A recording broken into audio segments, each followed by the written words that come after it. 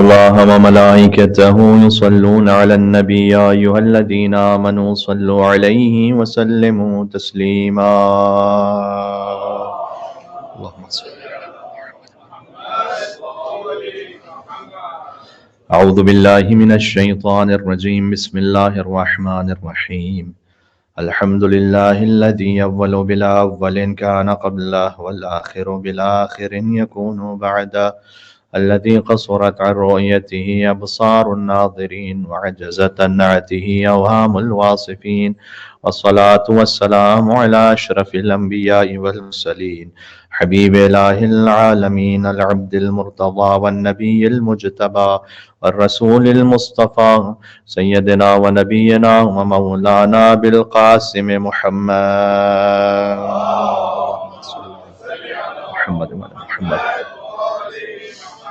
وعلى آله الطيبين الطاهرين المعصومين المظلومين المنتجبين المنتخبين الميامين سيما بقية الله في الأرضين اللهم صل وسلم وزد وبارك على صاحب الدعوة النبوية والصولة الحيدرية والعصمة الفاطمية والحلم الحسنية والشجاعة الحسينية والعبادة السجادية والمآثر الباقرية والآثار الجعفرية والعلوم الكاظمية والحجج الرضوية والجود التقوية والنقاوة النقبية والهيبة العسكرية والغيبة الإلهية اللهم صل على محمد وعلى محمد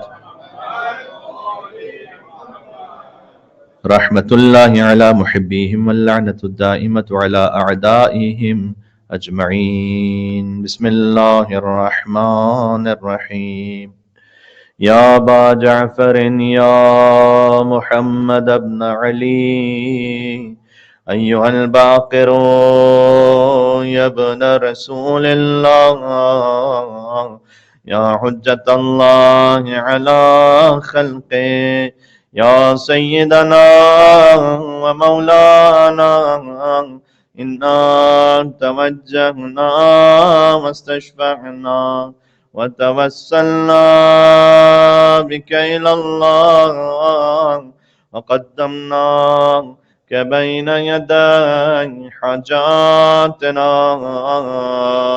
يا وجيها عند الله اشفع لنا ایک اور بار نام امام محمد باقر علیہ السلام پر یا وجیہان عند اللہ اشفع لنا عند اللہ صلوات بر محمد و آل محمد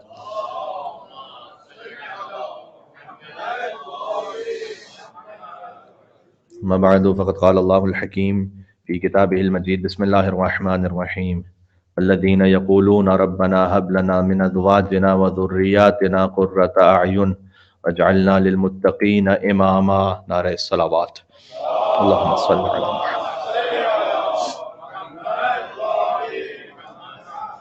حسنین کریمین حضور مکرم کے دو نواسے امام حسن اور امام حسین علیہ السلام حسنین کریمین کے نواسے اور پوتے کی مجلس عزا ہے۔ وہ امام ہیں کہ جنہیں باقر حضور مکرم نے لقب عطا فرمایا۔ جابر ابن عبداللہ انصاری سے کہا کہ تم میرے فرزند محمد باقر سے ملاقات کرو گے اور میرا سلام میرے فرزند تک پہنچانا۔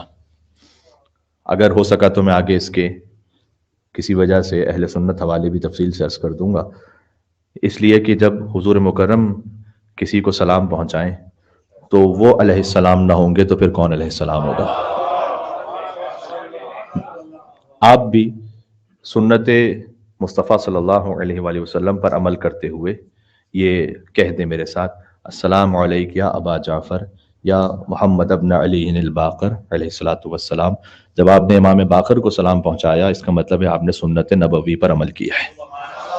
ایک مل کے صلوات بھیجیے گا محمد و آل محمد پر، اللہم صل علی محمد و آل محمد۔ آئے اولو الامر کی ذیل میں حضور مکرم نے یہ سلام پہنچانے کی بات کہی تھی کہ جب اطیعوا اللہ و اطیعوا الرسول و اولی الامر منکم کی آیت نازل ہوئی تو اس وقت جابر بن عبداللہ انصاری نے پوچھا تھا کہ اللہ جانتے ہیں سب کہ اللہ کی اطاعت کی جائے، رسول اللہ کی اطاعت کی جائے، آپ ہیں، اولو الامر کون ہے؟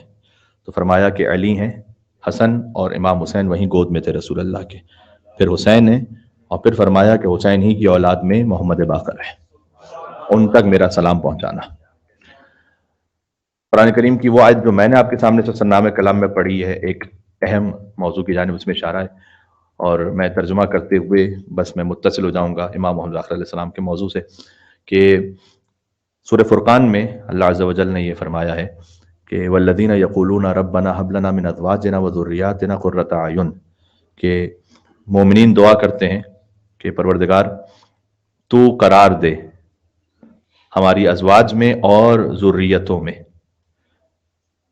کیا قرار دے؟ قرۃ اعین، ہماری آنکھوں کی ٹھنڈک قرار دے۔ یہ دعا مانگنے کے لیے کہا گیا ہے قرآن میں، جعلنا للمتقین اماما، اور ہمیں متقین کا امام بنا دے۔ اس خاطر ہے کہ یہ جو آخری فقرہ ہے نا، وجعلنا للمتقین اماما، ہمیں متقین کا امام بنا دے، تو سعید ابن جبیر ایک بڑے مفسر ہیں، اہل سنت مفسرین میں بھی جب انہیں کوٹ کرتے ہیں تو ایک بڑا احترام ہے سعید ابن جبیر، امام زین العابدین کے زمانے کے۔ وہ یہ کہتے ہیں کہ ہذہ الآیہ خاصۃ لامیر المومنین علی بن ابی طالب علیہ السلام، یہ آیت مخصوص ہے علی بن ابی طالب علیہ السلام کے لیے۔ اور تشریح کرتے ہوئے انہوں نے روایت کو بھی بیان کیا کہ روایت اس طرح سے ہے کہ والذین یقولون ربنا ھب لنا من ازواجنا، تو یہ علی بن ابی طالب علیہ السلام ہیں کہ جو اللہ سبحانہ و تعالیٰ سے دعا کر رہے ہیں کہ پروردگار میری زوجہ میں یعنی فاطمہ الزہرا سلام اللہ علیہا، وذریاتنا یعنی حسن اور حسین قرۃ اعین، میری آنکھوں کی ٹھنڈک قرار دینا، وجعلنا للمتقین اماما، اور مجھے متقین کا امام قرار دے۔ اس خاطر ہیں کہ علی امام المتقین ہے۔ تو یہ آیت اپنے تمام تر کمال کے ساتھ مولا علی علیہ السلام کے لیے ہے، اور پھر تنزل میں ہمیں بھی یہ کہا گیا کہ تم دعا مانگو کہ تمہاری آنکھوں کی ٹھنڈک تمہارے خانوادے میں رہے، ازواج اور ذریات میں پروردگار تو ہماری آنکھوں کی ٹھنڈک قرار دینا۔ ایک اور روایت ہے حضور مکرم ہی سے کہ حضور نے فرمایا کہ یہاں چونکہ آیت اصل میں تو حضور پہ نازل ہوئی ہے نا، تو ازواج سے مراد بی بی خدیجہ الکبریٰ سلام اللہ علیہا ہے، اور ذریت میری فاطمہ الزہرا ہیں، آنکھوں کی ٹھنڈک حسن اور حسین ہے، وجعلنا للمتقین اماما علی بن ابی طالب علیہ السلام ہے۔ یہ روایت ہے۔ اللہم صل علی،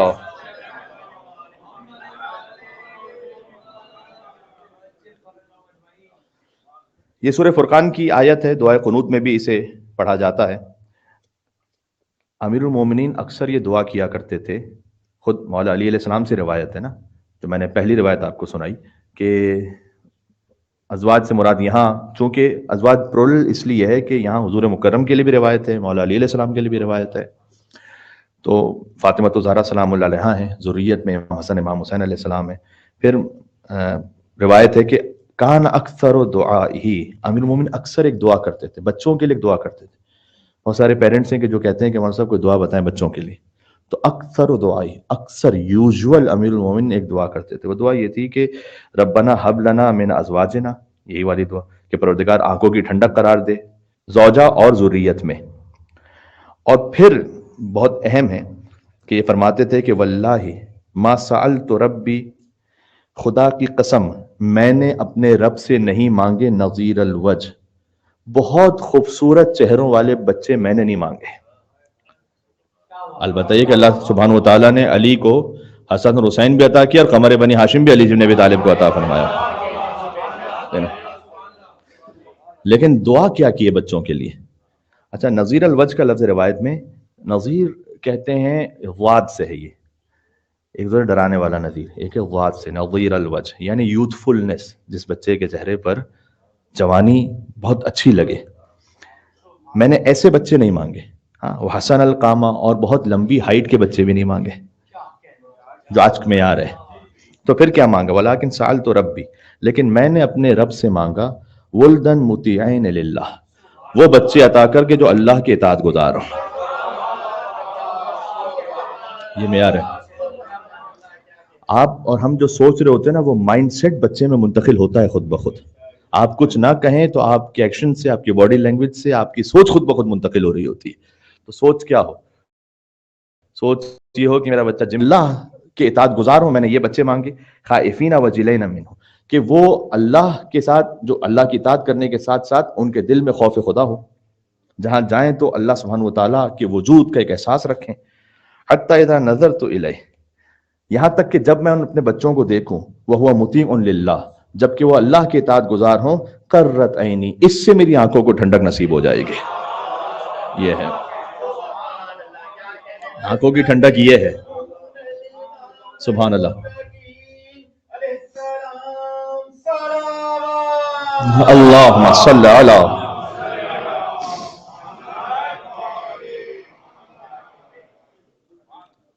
لہٰذا حضور مکرم نے جبرائیل سے یہ کہا تھا، جو روایت میں نے آپ کو سنائی تھی، وہ جبرائیل سے حضور مکرم نے کہا تھا، جو آیت نازل ہوئی تھی کہ یہاں ازواج سے مراد خدیجہ ہیں، ذریات سے مراد فاطمہ زہرا ہیں، آنکھوں کی ٹھنڈک سے مراد حسن اور حسین ہیں، اور متقین کے امام سے مراد علی بن ابی طالب علیہ السلام ہے. تو مولا علی علیہ السلام نے کون سے بچے مانگے؟ وہ بچے مانگے کہ جب وہ اللہ کی راہ میں اطاعت کرنے والے ہوں تب آنکھوں کو ٹھنڈک نصیب ہو. ہیں ایسے پیرنٹس بھی دنیا میں کہ جنہوں نے اپنی زندگی پہلے تو کیئرلیسنس کے ساتھ گزاری، لیکن آج وہ بعض علماء کے پاس آ کر کہتے ہیں کہ مولانا میں $1 ملین خرچ کرنے کو تیار ہوں فقط اس بات پر کہ میرا بچہ مجلس میں آ کے بیٹھے. اب تڑپ ہے دل میں. لیکن بعض مرتبہ جب وقت گزر چکا ہوتا ہے تو وقت گزرنے کے بعد آپ کچھ بھی کر کے اس وقت کو واپس پلٹا نہیں سکتے. اس لیے ہر گزرتا ہوا دن اسے قیمتی سمجھیں، ہر لمحہ قیمتی، ہر موقع قیمتی. کبھی نصیحت کرنے کے لیے جو ایک موقع پر نصیحت ہوتی ہے، اس کا اثر وہ بات کی 10 مجلسوں بڑھ کر ہے. ایک عالم دین بیان کر رہے تھے کہ میرا ایکسیڈنٹ ہو گیا تھا، فریکچر تھا اور میں ہاسپٹلائز تھا. تو کچھ جوان مجھ سے عیادت کے لیے آئے، تو انہوں نے ویسے مجھ سے کہا کہ کوئی نصیحت کیجیے. اب عالم دین یعنی کہ انہوں نے مجھ سے کہا نصیحت کیجیے. تو میں نے ان سے کہا کہ دیکھو ابھی میرا پیر فریکچر ہے، میں اٹھ نہیں سکتا ہوں اور کھڑے ہو کے نماز نہیں پڑھ سکتا ہوں. تمہیں اللہ نے پیر دیے ہیں، تم کھڑے ہو کے نماز پڑھ سکتے ہو، لہٰذا اس موقع کو غنیمت جانو اور نماز پڑھو. کہتے ہیں یہ اس موقع کی جو نصیحت ہے اس کا جو اثر ہے. اس خاطر ہے کہ امیر المومنین نے کہا آنکھوں کی ٹھنڈک اس وقت ہوگی کہ جب تم دیکھو گے تمہارے بچے اللہ کی اطاعت میں. اس خاطر ہے کہ جب علی اکبر چلیں تو امام حسین علیہ السلام کے دل پر کیا گزری، کہ وہ بیٹا ہے کہ جو سیرت و صورت میں رسول اللہ جیسا ہے. تو حسین کی آنکھوں کی ٹھنڈک، حسین کا وجود، میوہ قلب وہ جا رہا ہے مقتل کی جانب. لہذا حسین نے کہا کہ اس کیفیت کے، اس تکلیف کا کوئی اندازہ لگا ہی نہیں سکتا، اس لیے کہ حسین جیسا باپ ہے اور علی اکبر جیسا بیٹا ہے. تو یہ مولا علی السلام نے فرمایا کہ آنکھوں کو ٹھنڈک اس وقت نصیب ہوگی کہ جب بیٹے اللہ کی راہ میں ہوں گے. ابھی جو آنکھوں کی ٹھنڈک کی بات ہے، تو ایک دنیا میں آنکھوں کی ٹھنڈک ہے، ازواج و ذریات کو آنکھوں کی ٹھنڈک قرار دے اور متقین کا امام بنا دے. حدیث میں آیا کہ اہل بیت علیہ السلام کے لیے آیت ہے، ہماری آنکھوں کو ٹھنڈک کیسے نصیب ہو؟ آنکھوں ٹھنڈک کا مطلب یہ ہوتا ہے کہ کمال سکون اور اطمینان. یہ اشارہ ہے اس بات کی طرف. قیامت میں آنکھوں کی ٹھنڈک نصیب ہوگی. من سرہ ان یلقى اللہ عز وجل وهو قریر العین فلیتوالى محمد بن علی الباقر. رسول اللہ نے فرمایا کہ جو اللہ سے ایسے ملاقات کرے میدان محشر میں کہ اس کی آنکھیں ٹھنڈی ہو جائے، اسے چاہیے کہ محمد باقر کی محبت کو لے کر اللہ کے پاس جائے. یہ حدیث ہے. کیا بات ہے، تھوڑا سا قریب آ جائیے گا ساتھ میں. اللہم صلی علی محمد وعلی محمد.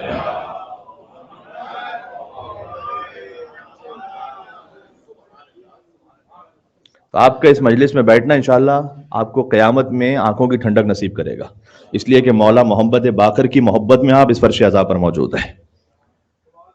3 معصومین کاملاً شبیہ ہیں رسول اللہ کے. ایک شباہت ہے حضور مکرم کی بی بی فاطمہ زہرا سلام اللہ علیہ سے. اللہم صلی علی محمد وعلی محمد. روایت میں ہے کہ مشیت رسول اللہ، جب وہ چلتی تھی تو ایسا لگتا تھا جیسے رسول اللہ چل کر آ رہے ہوں. لیکن بہرحال ہیں تو مستور، تو ان کا چلنا تو ہے رسول اللہ جیسا، لیکن مکمل جسامت میں کوئی رسول اللہ جیسا ہو، وہ 3 امام ہیں. اولنا محمد، اوسطنا محمد، آخرنا محمد، کلنا محمد، سبھی ہیں. یہ حدیث اشارہ کر رہی ہے حقیقت محمدیہ کی طرف، کہ جو حضور مکرم کی حقیقت ہے وہی امام محمد باقر علیہ السلام کی حقیقت ہے. جبکہ خود امام محمد باقر علیہ السلام اس حدیث کا اس میں بامسمہ ہے، کیونکہ وسط میں امام محمد باقر علیہ السلام ہے معصومین کے، 7ویں معصوم ہے نا, تو 14 معصومین میں 7ویں معصوم ہے امام محمد باقر علیہ السلام, تو اوسطنا محمد کا اسم با مسمى امام محمد باقر علیہ السلام ہے. لیکن جن کا پورا وجود شبیہ رسول ہو, امام حسن علیہ السلام. امام حسن علیہ السلام کاملا رسول اللہ کی شبیہ تھے. امام محمد باقر علیہ السلام اسمہ اسمی و شمائلہ شمائلی, جن کا نام میرے نام پر ہے اور جن کا پورا حلیہ میرے حلیے پر ہے, یہ رسول اللہ کی سند ہے. اور آپ کے زمانے کے امام زمانہ مہدی عجل اللہ تعالیٰ فرجہ الشریف, بالکل رسول اللہ جیسے. کیا کہنا, یہ 3 ائمہ وہ ہیں جو بالکل رسول اللہ جیسے ہیں, اور امام محمد باقر علیہ السلام شبیہ ہیں ان کی. اور آپ کو یاد کر دیا گیا کہ حسنی بھی ہیں حسینی بھی ہیں. اب یہ بات چونکہ بارہا بیان ہو چکی ہے, لہذا امام کے القاب میں 3 فقرے بہت خوبصورت کہے جاتے ہیں. ہاشمی من ہاشمیین, علوی من علویین, فاطمی من فاطمیین. امام ہاشمی ہیں 2 ہاشمیوں سے, امام علوی ہیں 2 علویوں سے, امام فاطمی ہیں 2 فاطمیوں سے. کوئی امام ایسا نہیں. یہ مخصوص ہے فضیلت امام محمد باقر علیہ السلام کے. ہر امام کے والد فاطمی ہیں لیکن والدہ نہیں ہے. والدہ جن امام کی فاطمی ہے وہ امام محمد باقر علیہ السلام کی والدہ ہے. یہ بات سمجھ میں آ رہی ہے میں کیا کہہ رہا ہوں؟ فاطمہ بنت حسن ابن فاطمہ زہرا سلام اللہ علیہ, بی بی فاطمہ زہرا کی پوتی ہیں فاطمہ بنت حسن, جن کا ازدواج ہوا ہے امام زین العابدین علیہ السلام سے. والدہ ہیں امام محمد باقر علیہ السلام کی. لہٰذا یہ بات ایک اعتراض کا جواب بھی ہے کہ جو شیعوں پر ہوتا ہے کہ آپ حسین کی نسل میں سے امام کیوں کہتے ہیں اور حسن علیہ السلام کی نسل سے کیوں نہیں. تو امامت تو وہ ہے کہ جسے اللہ سبحانہ و تعالیٰ عہدہ عطا کرے, لیکن ایسا نہیں ہے کہ امام حسن کی نسل میں امام نہیں ہے. امام محمد باقر علیہ السلام پر آ کر نسل حسنی اور نسل حسینی مل جاتی ہے. اب جو آگے کے امام ہیں وہ حسنی بھی ہیں حسینی بھی ہیں, بات ذہن میں رکھیے گا. ہاں, چونکہ امام حسن کی بیٹی امام حسین کے بیٹے, جب ان کا ازدواج ہوا ہے تو نتیجہ ہے امام محمد باقر علیہ السلام. کیا کہنے,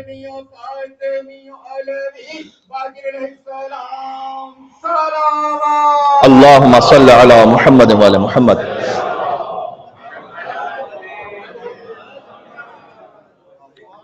لم یدرک فی آل الحسن مثلہا, امام حسن کی بیٹی ہیں لیکن کون سی بیٹی؟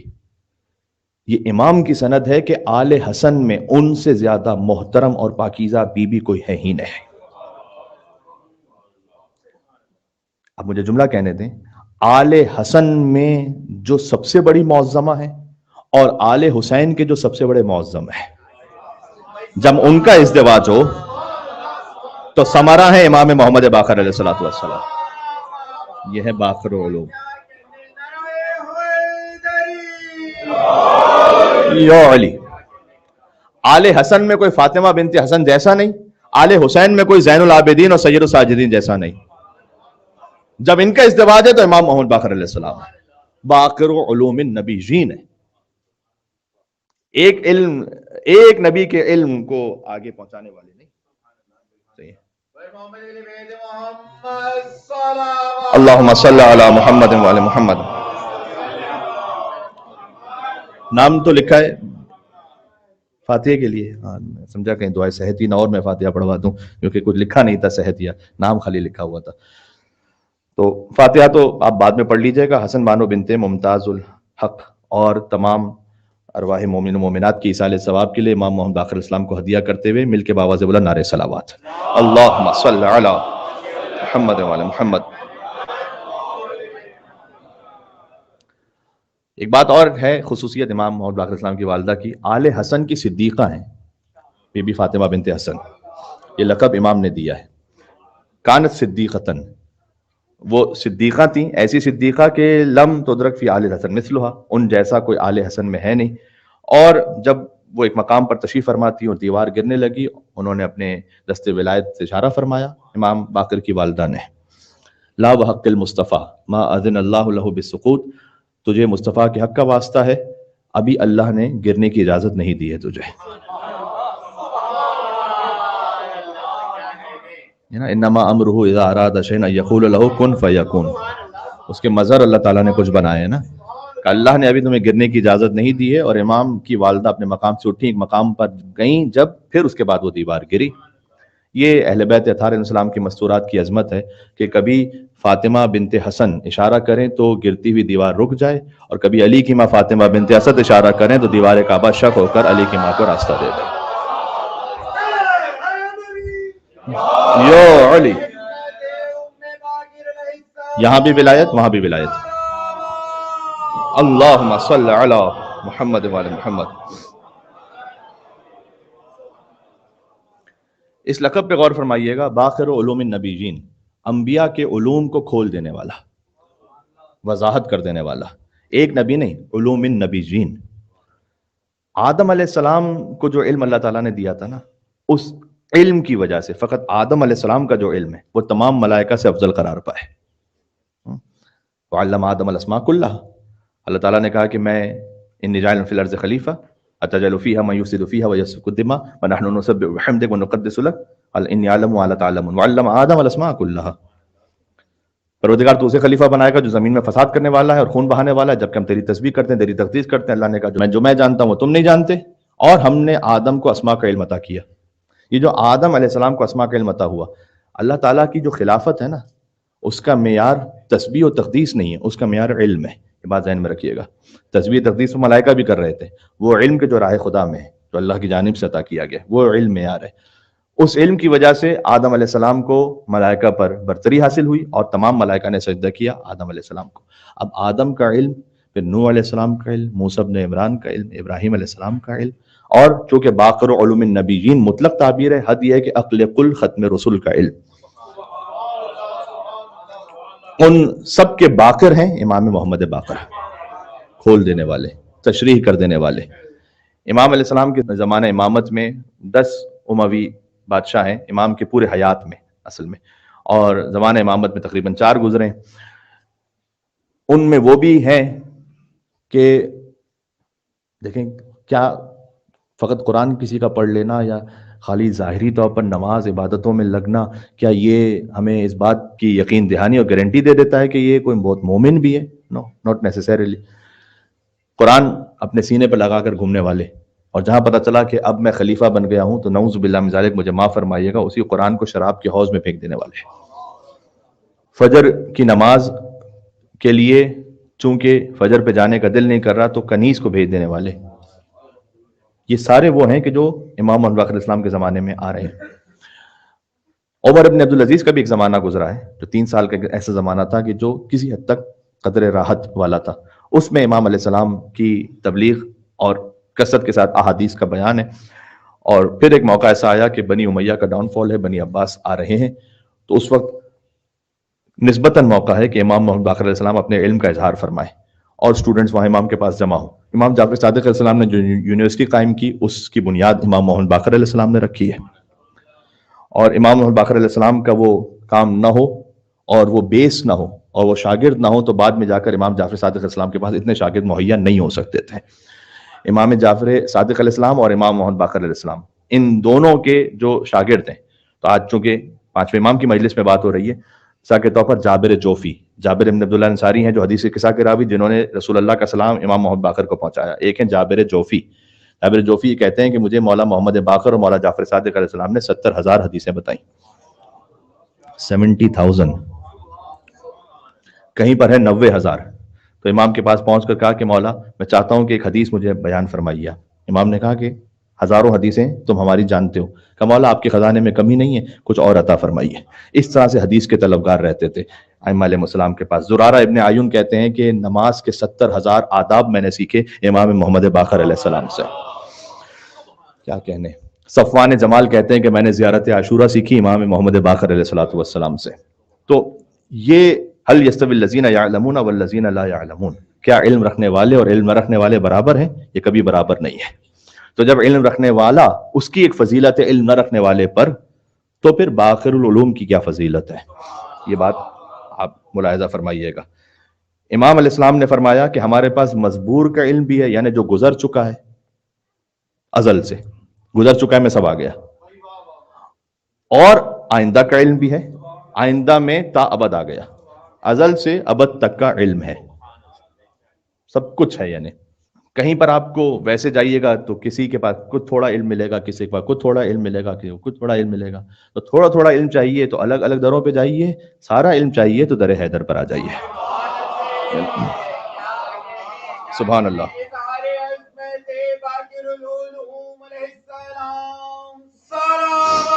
اللہم صل علی محمد وعلی محمد. ایک حوالے سے تھوڑا سا جنت البقیع پہ بھی بات کرنا چاہوں گا. امام علیہ السلام جنت البقیع میں مدفون ہیں، اور شیخ صدوق نے علل الشرائع میں ایک روایت کو لکھا ہے، توجہ فرمائیے گا، کہ امام صادق علیہ السلام نے بیان فرمایا کہ اذا حج احدکم، حج کا سیزن ہے اس وقت، جب تم میں سے کوئی بھی حج کرے، فلیختم لزیارتنا، وہ ہماری زیارت پر اسے اختتام کرے، لأن زیارتنا من کمال الحج، اس لیے کہ ہماری زیارت کرنا ہی حج کا کمال ہے.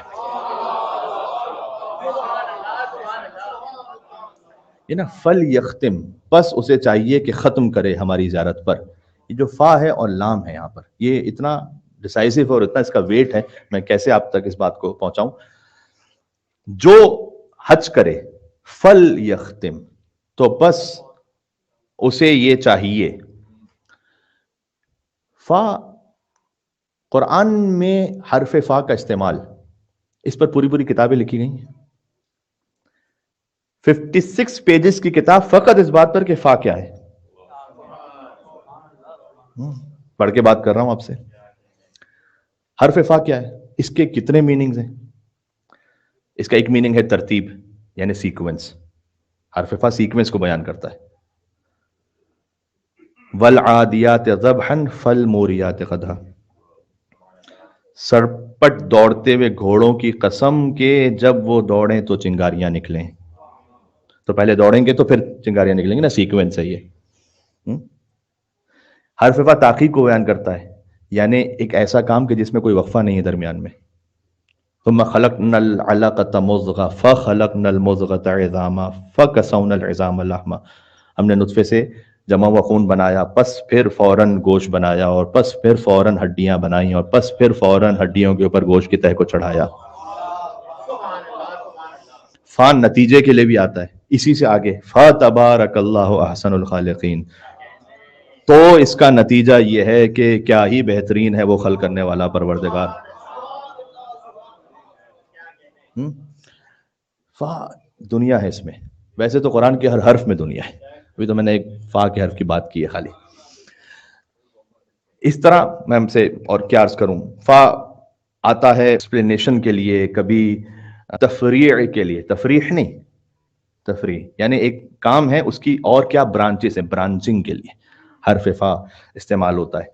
اب امام نے فرمایا اذا حج احدکم، جب تم میں سے کوئی حج کرے، فلیختم، لام یہاں لام امر ہے، فا نتیجے کے لیے ہے، بلکہ فا اصل میں اس تاکید کے لیے ہے.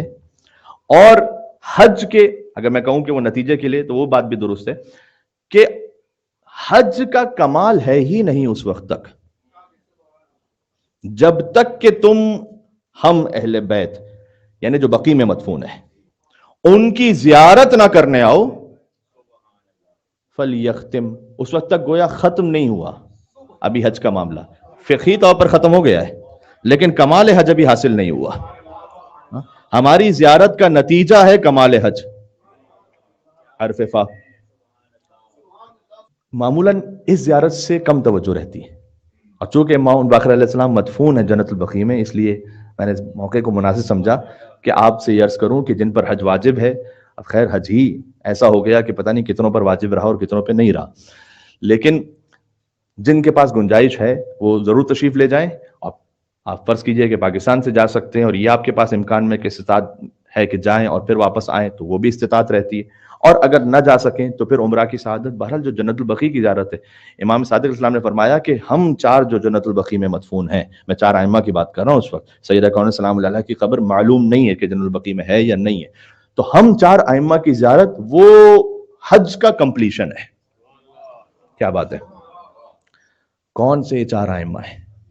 ارکان البلاد، امناء الرحمان، ابواب الایمان سلالۃ النبیین صفوۃ المرسلین اطرۃ خیرۃ رب العالمین شہداء دار الفنا و شفعاء دار البقاء والرحمۃ الموصولہ والآیۃ المخزونہ والامانۃ المحفوظہ والباب المبتلی بہ الناس. آپ وہ ہیں کہ جن کے ذریعے اللہ امتحان لیتا ہے لوگوں کا. آپ وہ دروازہ ہیں کہ جن کے ذریعے سے امتحان لیتا ہے اللہ لوگوں کا. امام محمد باقر علیہ السلام کے ذریعے سے, امام جعفر صادق علیہ السلام کے ذریعے سے. ایک روایت ہے, بہت ہی لطیف ہے, اور اس روایت کو شیخ ثقۃ الاسلام کلینی نے الکافی میں لکھا ہے, شیخ المحدثین شیخ صدوق نے ملا یعذر الفقی میں لکھا ہے, شیخ الطائفہ شیخ طوسی نے تہذیب میں لکھا ہے, ابن قولوی نے المزار میں لکھا ہے. یہ چار ہمارے ارکان ہیں وہ کہ جن سے حدیث ہم تک پہنچی ہے. ان سب نے اس روایت کو لکھا ہے, اور روایت یہ ہے کہ رسول اللہ نے امام حسن علیہ السلام سے کہا. امام حسین علیہ السلام کی زیارت ماشاءاللہ بچہ بچہ جانتا ہے ممبر کی برکت سے. امام حسن علیہ السلام سے جو جنت البقیع میں مدفون ہے, فرمایا حضور مکرم نے کہ جو اے حسن تمہاری زیارت پر آئے, کان حقا علیہ, اس کا کیا ترجمہ کروں میں, کان حقا علیہ, اس کا حق ہو جاتا ہے مجھ پر, یعنی وہ طلبگار بن جاتا ہے مجھ سے. ترجمہ یہ, کان حقا علیہ, وہ طلبگار ہوتا ہے مجھ سے, اور میں آؤں گا قیامت میں اس کی زیارت کو, چونکہ وہ مجھ سے طلبگار ہے. یعنی جو امام حسن, امام زین العابدین, امام محمد باقر اور امام جعفر صادق علیہ السلام کا زائر ہے, وہ مزور رسول اللہ ہے. مزور وہ ہوتا ہے جس کی زیارت کی جاتی ہے. رسول اللہ اس کی زیارت کریں گے میدان محشر میں. اگر آپ زائر امام محمد باقر علیہ السلام ہیں تو کیا کہنے. یہ ہے یریدون لیطفئوا نور اللہ بافواہہم, یہ چاہتے ہیں کہ اپنی پھونکوں سے اللہ کے نور کو بجھا دیں. واللہ متم نورہ, اللہ اپنا نور تمام کر کے رہے گا. ولو کرہ الکافرون, کافروں کے لیے کتنا ہی ناگوار کیوں نہ گزرے, اللہ تعالیٰ اپنا نور تمام کر کے رہے گا. تو وہاں سبط اکبر امام حسن مجتبیٰ علیہ السلام ہیں, صاحب زبور آل محمد ہیں, یعنی امام زین العابدین علیہ السلام. قیامت میں جنہیں زین العابدین سے صدا دی جائے گی. محمد باقر علیہ السلام ہیں کہ جو تمام انبیاء کے علوم کو شگافتہ کرنے والے ہیں, اور جعفر صادق علیہ السلام ہیں جنہیں رسول اللہ نے اپنی حدیث میں صادق کہا. کیا کہنا. یہ فضیلت اور زیارت کے اعتبار سے تھوڑا سا شوق دلانا تھا. امام الباقر علیہ السلام, اس موضوع پہ بہت کم بات ہوتی ہے, تو میں نے کہا کہ مولا کی مجلس کے حوالے سے اس پر بھی بات ہو جائے. میں کوشش کروں گا کہ چند احادیث گزشتہ مجلس کی طرح اس مجلس میں بھی آپ کی خدمت میں پیش ہو جائیں. امام محمد باقر علیہ السلام کی 5 حدیثیں, 5 عدد جو ہے ان کی برکت کو حاصل کرنے کے لیے, ورنہ حدیثیں بے شمار ہیں. اور اس وقت بھی میرے پاس اپنے گیجٹ اور موبائل میں سینکڑوں بلکہ شاید ہزاروں کی تعداد میں فقط امام محمد باقر علیہ السلام کی حدیثیں موجود ہیں. یہ بہت غور کیجئے گا. ینگسٹرز ایک سوال پوچھتے ہیں, مولانا آپ کہتے ہیں کہ پیرنٹس کی بڑی عزت کریں, رسپیکٹ کریں, لیکن ہمارا باپ ایسا ہے, ہماری ماں ایسی ہے, وہ شاؤٹ کرتے ہیں, وہ چیختے ہیں, وہ نفقہ نہیں دیتے, کماتے نہیں ہیں, وغیرہ وغیرہ. ان کے لیے نصیحت اپنے مقام پر ہے جو میں بار بار پڑھتا رہا ہوں یہاں پر. لیکن امام علیہ السلام نے ایک بات فرمایا 3 واجبات ایسے ہیں کہ جس میں مذہب کی کوئی قید ہی نہیں ہے, مذہب جس میں دخالت نہیں رکھتا. پہلا اداء الامانہ, کافر نے بھی امانت رکھوائی ہے, واپس کرو. اداء الامانہ, فرمایا کہ الی البر والفاجر, چاہے نیک ہو یا فاسق و فاجر ہو, امانت رکھوائی ہے, واپس کرو.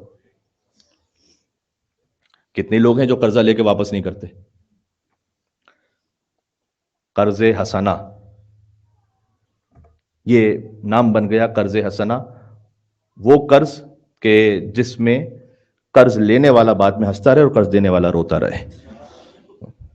قرض حسنہ یہ ہے کہ انٹرسٹ کے بغیر ہے, اس نے ایک نیکی کیا, واپس کیجئے. کتنے لوگ یہاں آتے ہیں کہتے ہیں کہ قرض لے کر آئے ہیں, ٹھیک ہے, اپنے حالات کی وجہ سے, لیکن آپ پہ شرعی فرض ہے کہ آپ کو واپس کرنا ہے. تو اداء الامانہ, امانت کی ادائیگی. وفا بالعہد, فرمایا اگر تم نے کسی سے عہد کیا ہے, چاہے نیک سے کیا ہے, فاسق سے کیا ہے, مشرک سے کیا ہے, مومن سے کیا ہے, اس عہد کو پورا کرو اگر وعدہ کر چکے ہو تو. اس میں مذہب کی کوئی قید نہیں. اور پھر فرمایا بر الوالدین, والدین کے ساتھ نیکی, چاہے نیک ہو یا فاسق و فاجر ہو, اس سے نیکی پر فرق نہیں پڑتا. یہ 5ویں امام نے ہمیں سمجھایا ہے. دوسری روایت سناتا ہوں. کسی نے امام علیہ السلام سے کہا کہ ہمارے علاقے میں شیعہ بہت ہیں. کئی دفعہ ایسا ہوتا ہے ویسٹرن ورلڈ میں, آپ جاتے ہیں کسی شہر میں پہنچے ہیں, پوچھتے ہیں کہ بھئی کتنے شیعہ ہیں یہاں پر, آپ سے بہت سے لوگ پوچھتے ہوں گے میلبرن میں کتنے شیعہ رہتے ہیں؟ ماشاءاللہ الحمدللہ بہت سے ہیں. تو کتنے شیعہ ہیں؟ ایک ہے کہ شیعہ کہ جس کا نام عباس ہے، علی ہے، حسن ہے، حسین ہے. یہ بھی ایک نعمت ہے کہ اللہ تعالیٰ نے کم از کم محبت اہل بیت رکھی ہے. امام سے کثیر لوگ آ کر کہتے تھے حدیث میں کہ ہمارے قریے میں شیعہ بہت رہتے ہیں. امام نے یہ کہا کہ وہ جو شیعہ رہتے ہیں اغنیا فقراء کی مدد کرتے ہیں؟ نے کہا کہ نہیں، اتنا تو ایسا تو نہیں ہے. امام نے کہا کہ کیا ایک دوسرے کو معاف کر دیتے ہیں جب خطا ہوتی ہے؟ کہتا مولا نہیں، ایسا بھی نہیں ہے. کہا بس شیعہ نہیں ہے. پھر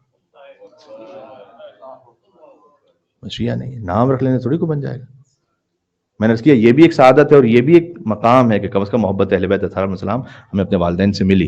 یہاں جب مجلس میں بیٹھتے ہیں اس کی کم اہمیت نہیں ہے. ابھی آخر میں سناؤں گا ان 5 حدیثوں کے علاوہ ایک اور حدیث میں بتاؤں گا آپ کو. لیکن اصل شیعہ کون ہے؟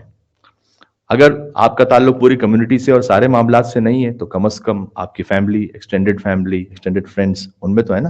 امام نے پوچھا کہ کیا فقراء کی مدد کرتے ہیں اغنیا؟ کہا نہیں. کہا ایک دوسرے کو غلطیوں پر معاف کرتے ہیں یا دل میں لے کے بیٹھے رہتے ہیں؟ کہا والا معاف نہیں کرتے. کہا بس شیعہ نہیں ہے. دوسری حدیث کیا کہنا؟ محمد باقر علیہ السلام صلوات اللہم صلی علی محمد وعلی محمد.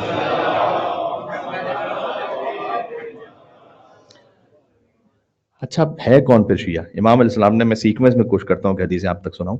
5ویں امام ہی نے فرمایا کہ خود کو امتحان کرو ان 9 کوالٹیز سے. اگر ہیں تو اللہ کا شکر ادا کرو، نہیں ہے تو اللہ سے دعا کرو.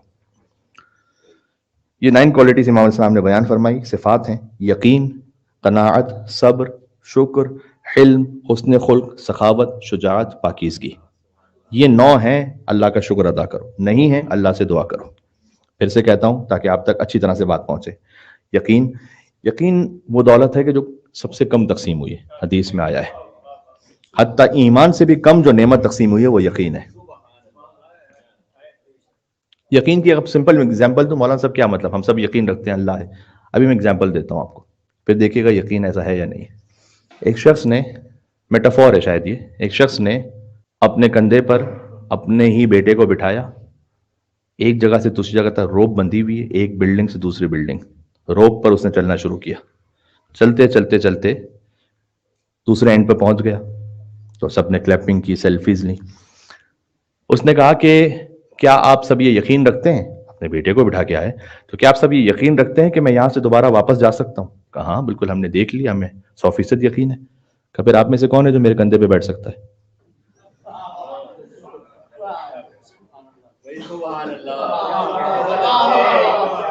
یقین تو ہے اللہ ہے، توکل کون کر سکتا ہے؟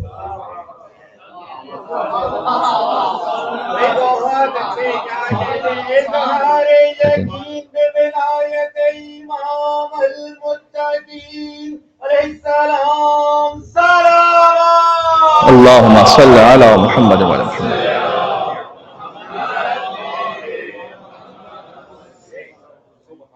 یہ توکل میں نے رسی پر بیٹھنے والا توکل نہیں کہا کہ آپ بھی وہ کام کریں گے تو آپ کو اللہ پہ توکل ہوگا. میں نے یہ کہا ہے کہ ایک تنازع ہو گیا ہسبینڈ وائف میں، 2 مومنوں میں، سامنے والا آپ کو پتا ہے جھوٹ پہ جھوٹ بول رہا ہے، تو کتنا دل کرتا ہے اندر سے یار 4 میں بھی کہہ دوں، وہ مجھے اتنا ایکسپوز کر رہا ہے، خام خواہی میں نے کچھ کیا، جھوٹ بول رہا ہے. لوگ اس وقت وقتی طور پر یقین بھی کر رہے ہیں. کتنا شیطان ابھارتا ہے، تم بھی 2 باتیں کہہ دو. یقین کس کو ہے کہ نہیں میں سچ بولوں گا اللہ سبحانہ و تعالیٰ کامیابی عطا کرے گا. کامیابی کا معیار کیا ہے؟ دنیا تھوڑی ہے. کس کو اس بات پہ اتنا یقین ہے؟ تو یہ ہے اصل توکل. امام علیہ السلام نے کہا اللہ سے یقین مانگو، اس لیے کہ آپ اس کے ماننے والے ہیں کہ جس کا یقین اس مقام اور معراج پر ہے کہ آنکھوں سے حجاب ہٹ جائے تب بھی یقین بڑھنے نہیں والا، کیونکہ یقین میں بڑھنے کی گنجائش بچی نہیں ہے. یہ ہے علی بن ابی طالب. کیا کہنے یا علی یا علی. دوسرا فرمایا قناعت مانگو، ہے نا. یہ قناعت بہت بڑی نعمت ہے، اور اگر اس پر کہیں نہ کہیں ہم نے اپنے بچوں کے لیے بند نہ باندھا تو خواہشات نفسانی کے اسیر ہوتے جائیں گے، بڑھتی جائے گی خواہش.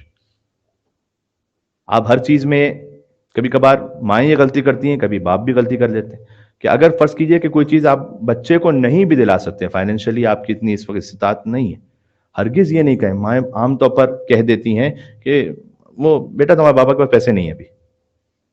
غلط کہہ رہے ہیں. یہ ہیومیلیشن ہے، ڈیگریڈیشن ہے. کیوں کہتی ہے؟ یا باپ خود ہی یہ کہے بیٹا ابھی تو پیسے نہیں، آپ کو تو پتہ نہیں. ایسا نہ کہیں. آپ اسے اس بات پر لے کے جائیں گے بیٹا آپ سوچیے آپ کو ضرورت بھی ہے اس بات کی، یا آپ کے دماغ میں کسی نے ہو سکتا ہے کوئی شیطانی وسوسہ ہے ضرورت کریٹ کر دی ہے. ہاں جب تک یہ نہیں تھی جائے آپ فرض کیجئے آپ دلا بھی سکتے ہیں. میں تو تب کی بات کر رہا ہوں. کیا ہر وہ شے جو آپ دلا سکتے ہیں ضروری کہ دلائیں گے؟ تو پھر اسے یہ کیسے پتا چلے گا کہ میری ہر خواہش پوری نہیں ہو سکتی ہے؟ تو اگر آپ نے ہر خواہش کی پوری کرتی رہی تو جب وہ خود جوان ہے تو اب جو خواہش اس کے دل میں اسے پوری کرنی ہے. حلال سے نہیں ہوگی تو حرام سے کرنی ہے. قناعت، صبر، اس لیے کہا قناعت سے بڑھ کے کوئی دولت نہیں ہے. صبر، شکر، حلم، حسن خلق، سخاوت، شجاعت، پاکیزگی. یہ تیسری حدیث ہو گئی امام الباقر علیہ السلام کی. توجہ فرمائیے گا. چوتھی حدیث آپ جو بیٹھے ہوئے امام کے نام پر اس سلسلے میں حدیث ہے. فضل ابن یسار نے امام سے کہا بلکہ کیا ہی بات ہے نا امام سے، اصل میں امام محمد باقر نے خود پوچھا. اس سے حدیث کا ویٹ اور بڑھ جاتا ہے علم الحدیث میں کہ امام خود سے کلام آغاز کریں. امام نے پوچھا کیا ہے فضل بن یسار، یہ جو تم ہمارے شیعہ اور چاہنے والے محبین ایک ساتھ بیٹھتے ہو کبھی؟ ماشاءاللہ بہت بڑی تعداد میں یہاں تشریف فرمائے بیٹھے ہوئے یہاں پر. کہ ایک ساتھ بیٹھتے ہو؟ فضل نے کہا کہ جی ہم بیٹھتے ہیں ایک ساتھ. امام نے کہا کتنی اچھی ہیں ایسی مجالس، کتنا ہی اچھا ایسا بیٹھنا. مجالس یہاں پر ہمارے مجالس کے میننگ میں نہیں ہے، مجالس یعنی بیٹھنا. کتنا ہی اچھا ہے ایسا بیٹھنا. یہ جگہ فرمایا انی احب تلک المجالس، میں ان بیٹھکوں سے محبت کرتا ہوں جہاں حلال ہو حرام نہ ہو. ہاں جہاں تو آپ کا اس طریقے سے بیٹھنا دیکھیے صحیح عقیدے والوں کے ساتھ بیٹھیں. حدیث میں آیا ہے مولا علیہ السلام نے فرمایا ان کے ساتھ نہ بیٹھو کہ جو دین کے بارے میں انسینسٹیو ہے. نہیں بیٹھو. دین کے بارے میں جو سینسٹیو ہے اس کے ساتھ بیٹھیں، وہ آپ کو بھی انسینسٹیو بنا دے گا.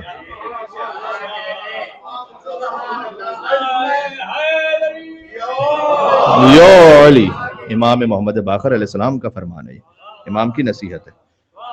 ایسے لوگوں سے دوستی نہیں کیجیے جن کو مثلا نجاست طہارت کے بارے میں انسینسٹیو ہے. آپ نے خود یہ کوشش کرنی ہے بالکل جن کے چھوٹے بچے ہیں.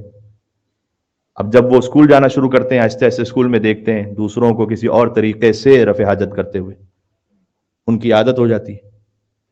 تو یہ انسینسٹیوٹی ہے اس بارے میں کہ نجاست طہارت کا کوئی پتہ نہیں، احساس نہیں کوئی. فشار قبر کے اسباب میں سے ایک سبب بیان کیا گیا ہے کہ نجاست طہارت کا خیال نہ رکھنے والا. بات ذہن میں رکھیے گا. تو اس سلسلے میں یہ آپ کی ذمہ داری کے بچوں کو سکھائیں. سبحان اللہ. فرمایا پانچویں حدیث خدا کے نزدیک محبوب ترین اعمال، سب سے اچھا عمل کون سا ہے؟ یہ بہت سوال ہے. اس میں آپ کو احادیث الگ الگ ملیں گی الگ الگ کیفیتوں نوعیتوں پر، لیکن امام نے ایک فارمولا دیا ہے. آپ کا ایک چھوٹا عمل، امام نے خود چھوٹا کہا حدیث میں ایک وجہ سے، ایک قلیل عمل بھی اللہ کو سب سے زیادہ پسند آ سکتا ہے. ایک شرط ہے، اخلاص تو ہے ہی وہ تو آپ جانتے ہیں. امام نے کہا اللہ کو سب سے محبوب عمل کون سا ہے؟ جو تم مسلسل کیے جاؤ، چاہے وہ ان قلت، چاہے کمی کیوں نہ ہو، بریک نہیں دیں اس میں.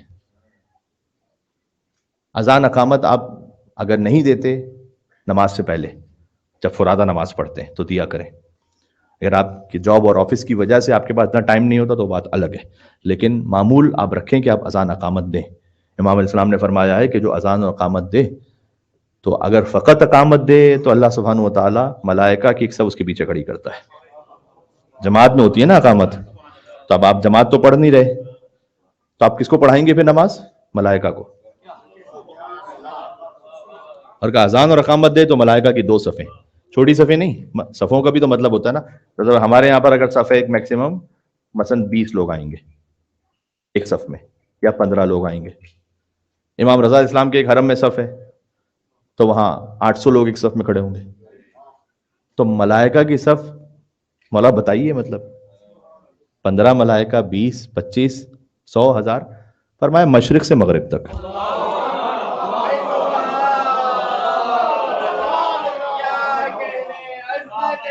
کیا کہنے،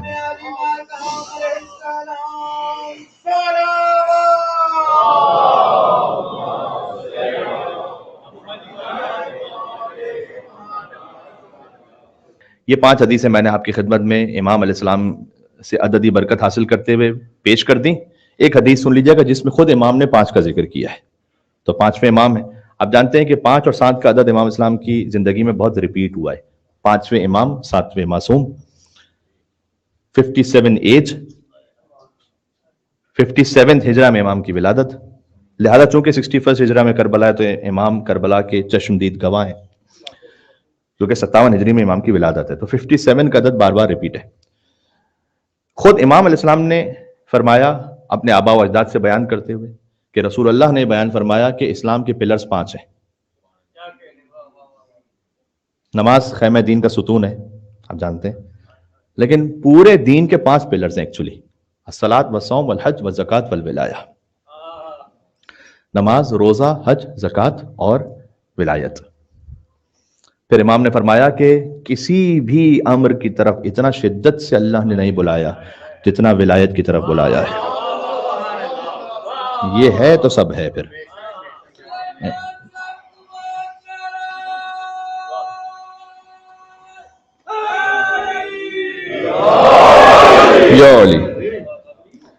اس لیے کہ آپ جانتے ہیں کہ ہر فرض میں ریلیکسیشن ہے سوائے ولایت کے. ایک اور نقطہ آپ کے خدمت میں، تھوڑا سا اور گہرائی میں جائیں تو یہاں پر یہ تو سب جانتے ہیں، نماز مثلا قصر ہے سفر میں، روزہ معاف ہے مریض پر، حج صاحب استطاعت پر ہے، زکوٰۃ فقط صاحب نصاب پر ہے، ولایت سب پر ہے. ہاں، کوئی مسافر ہے تو اس کی ولایت قصر نہیں ہو جاتی، کوئی مریض ہے تو اس کی ولایت معاف نہیں ہو جاتی جیسے روزہ معاف ہو جاتا ہے. ولایت کے لیے یہ نہیں کہ صاحب استطاعت ہوگے تب ولایت ہے، اہل بیت کی ولایت سب پر ہے. یہ بھی نہیں ہے کہ صاحب نصاب بنو گے تب جا کر ولایت واجب ہوگی. یہ نصاب تو ہے کہ بچہ پیدا ہوا. اب آپ سرچ کرو،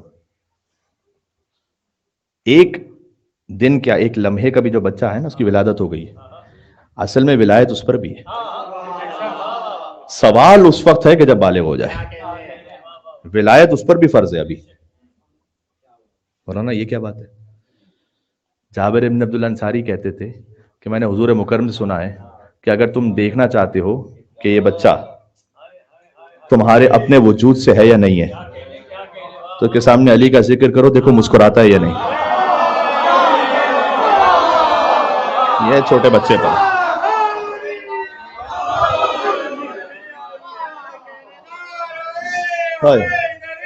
یا علی.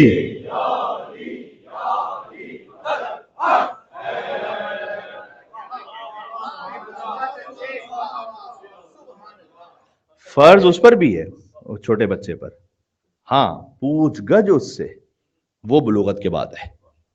یہ خاص وہ واجب ہے.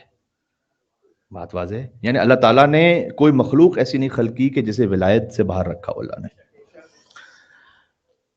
ان امام کی مجلس میں تشریف فرمائے جو خود بھی کربلا میں تھے، جن کے بابا کربلا میں تھے، جن کے دادا کربلا میں تھے، اور یہ کم مومنین جانتے ہیں جن کی والدہ بھی کربلا میں تھی. ابھی میں نے بی بی فاطمہ بنت حسن کا ذکر کیا نا، وہ کربلا میں تھی. امام زین العابدین علیہ السلام اپنی زوجہ کے ساتھ کربلا سے کوفہ اور کوفہ سے شام کے بازاروں اور درباروں میں گئے. فقط بہنوں کے ساتھ نہیں، زوجہ کے ساتھ. فقط سکینہ کے ساتھ نہیں گئے امام، فقط پھوپھیوں کے ساتھ نہیں گئے امام، شہزادی زینب اور شہزادی ام کلثوم سلام اللہ علیہما کے ساتھ امام زین العابدین کی زوجہ بھی ہیں، حضرت فاطمہ بنت حسن، امام محمد باقر کی والدہ. ہمیشہ ہم نے مصائب میں سنا ہے کہ 4 سال کی بچی کو اتنے تماچے مارے گئے کہ چہرے کا رنگ بدل گیا. تو میں سوچتا ہوں کہ جب 4 سال کی بچی کو تماچے مارے گئے تو 3 سال کے محمد باقر کو بھی تو تماچے مارے گئے ہوں گے. مولا محمد باقر علیہ السلام کو کتنے تماچے مارے گئے خدا جانتا ہے.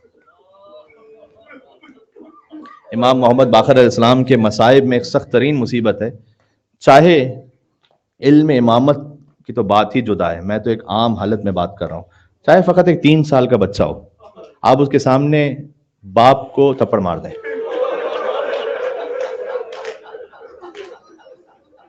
اس 3 سال کے بچے کی کیا کیفیت ہوگی آپ دیکھیے گا۔ اس سے بڑا ظلم ہو نہیں سکتا، اس سے بڑے سخت مصائب ہو نہیں سکتے کہ وہ ایک چھوٹا بچہ دیکھے کہ اس کے باپ کو مارا جا رہا ہے۔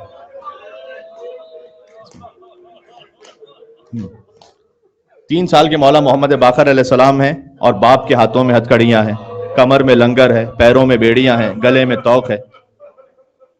سید سجاد کی پشت پر کربلا کی تاریخ لکھی گئی ہے اور اس کے چشم دید گواہ ہیں امام محمد باقر علیہ السلام۔ امام محمد باقر کی ایک وصیت ہے جس وصیت پر آپ عمل کر رہے ہیں اس وقت۔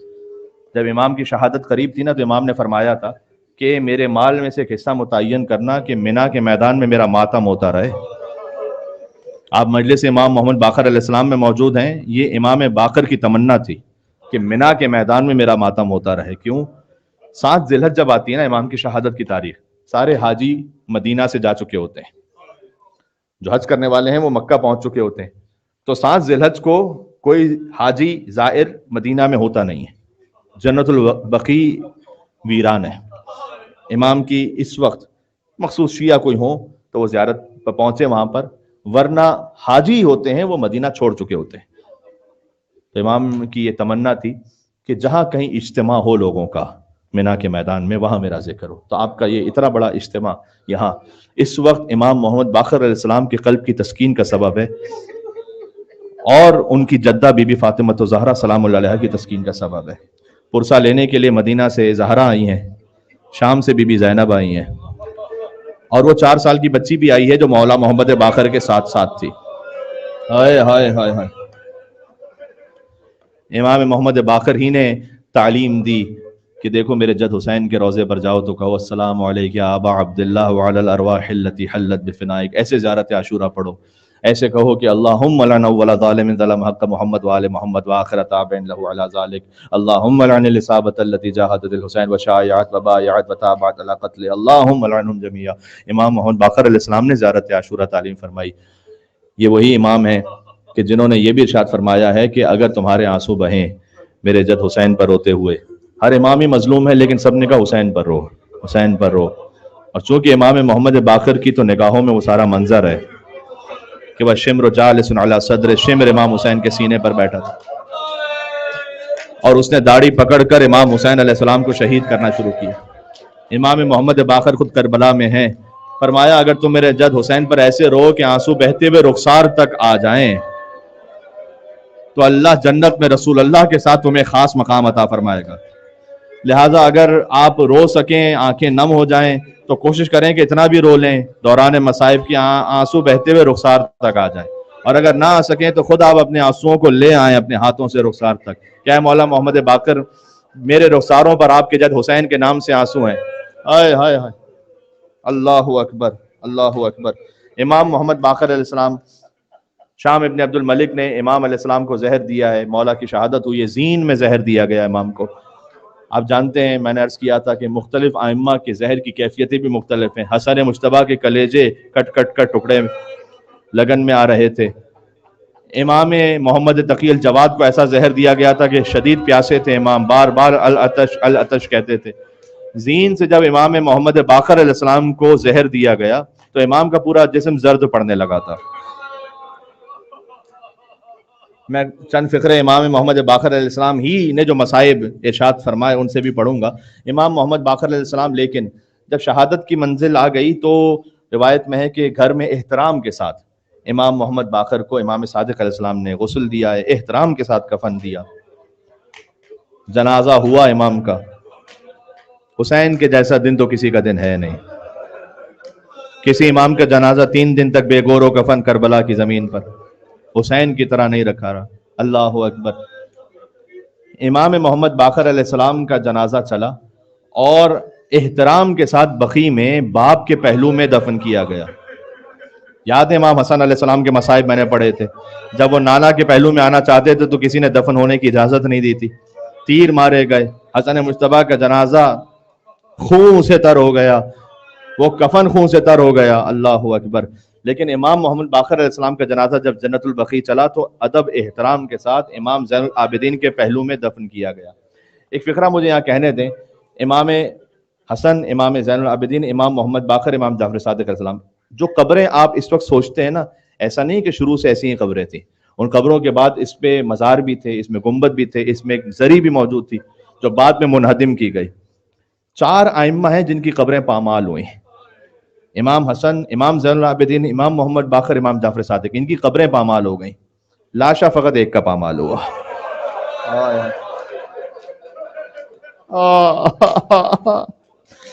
اس پامالی کی کیفیت بھی یہ تھی کہ ہر قبیلے والا آیا اور اپنے اپنے شہیدوں کے لاشیں اٹھا کر لے گئے. آخر میں ایک بہن دیکھ رہی تھی کہ کوئی سید کا لاشا بھی لے جائے گا، کوئی مظلوم کا لاشا بھی لے جائے گا، لیکن دائیں طرف کے گھوڑے بائیں طرف، بائیں طرف کے گھوڑے دائیں طرف.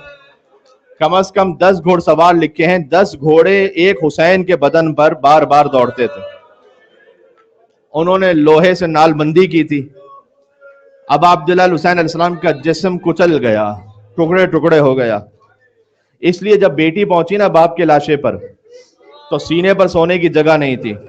روایت میں کہ قدموں میں سر رکھا سکینہ نے، شام غریبہ قدموں پر سوئی.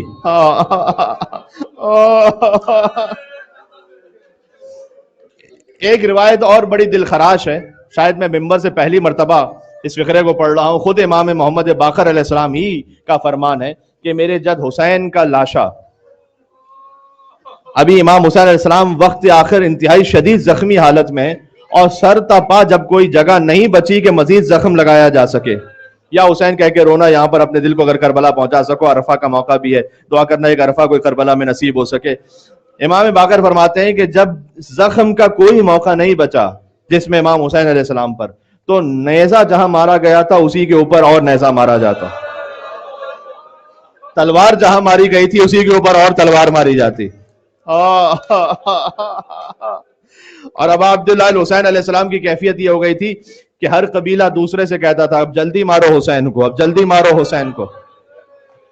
یہاں تک کہ حسین کا سر قلم کرنے کے لیے شمر پست ذات آگے بڑھا. میں کہتے ہوئے جرت نہیں ہو پاتی، امام حسین زمین پر ہوں اور شمر امام حسین کے سینے پر دونوں اطراف میں پیر رکھ کر بیٹھ جائے. اب عبداللہ حسین علیہ السلام نے دیکھا، اس ملعون کو دیکھا، فرمایا کہ میں نے تیرے چہرے میں اپنے قاتل کی نشانی دیکھی ہے. میرے جد رسول اللہ نے مجھے بتلایا تھا کہ میرا قاتل کون ہے، میں نے تجھ میں وہ نشانی دیکھی ہے. اور اس نے کہا حسین تم نے میرے چہرے پہ وہ نشانی دیکھی ہے، اب میں تمہیں پلٹ دوں گا. امام حسین علیہ السلام کو پلٹ دیا اس نے. اگر سخت ترین کیفیت میں بھی کسی کو ذبح کیا جائے تو گلے سے ذبح کیا جاتا ہے. حسین پشتے گردن سے ذبح ہونا شروع. کربلا میں صدا گونجی الا قد قتل الحسین بکربلا، الا قد ذبح الحسین بکربلا. جس کے دل میں جتنا دم ہے یا حسین کہتے ہوئے روتا جائے. امام حسین کا سر نو کے نیزہ پر بلند ہو چکا تھا. دور سے سید سجاد نے کہا صلی اللہ علیہ یا ابا عبد صلی اللہ علیہ یا ابن رسول اللہ، اے بابا ابا عبداللہ الحسین آپ پر سلام ہو،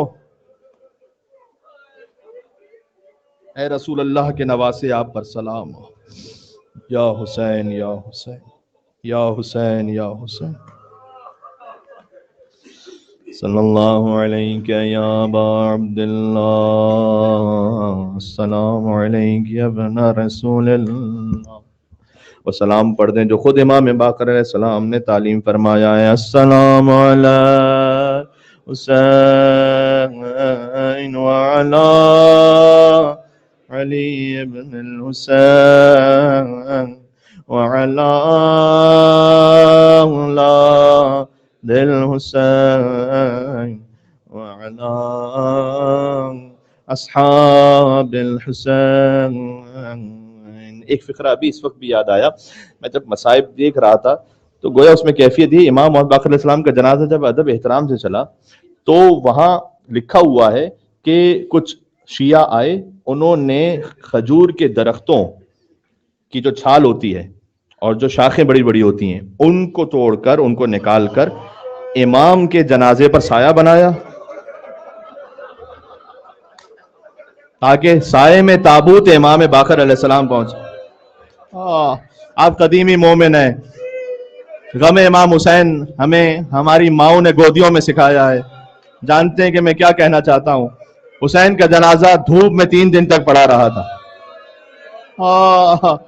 امام باقر علیہ السلام کے جنازے پر سایہ بنایا گیا، اور ایک جملہ یہ بھی ہے، حتیٰ یہ کہ کسی کو اجازت نہیں دیتے تھے وہ کہ وہ قریب جا کر بے احترامی سے کوئی ہاتھ بھی لگا سکے۔ امام باقر کے کفن پر کوئی بے احترامی سے بھی نعوذ باللہ ایسا ممکن نہیں تھا۔ اس احترام سے امام محمد باقر علیہ السلام کا جنازہ چلا، یعنی کسی نے انگشت بھی نہیں لگائی امام کے جنازے پر۔ ایک وہ جنازہ تھا کہ جہاں انگشتی کاٹ دی گئی تھی۔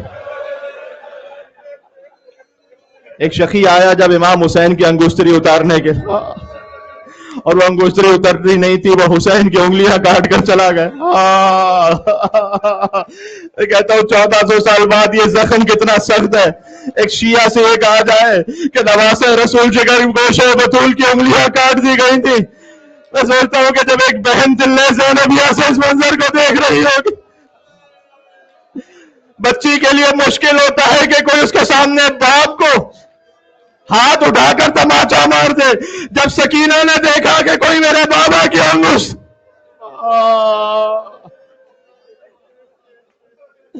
لہذا فریاد کی، بابا آپ کی گردن کی رگیں کس نے کاٹی؟ بابا آپ کی داڑھی کو خضاب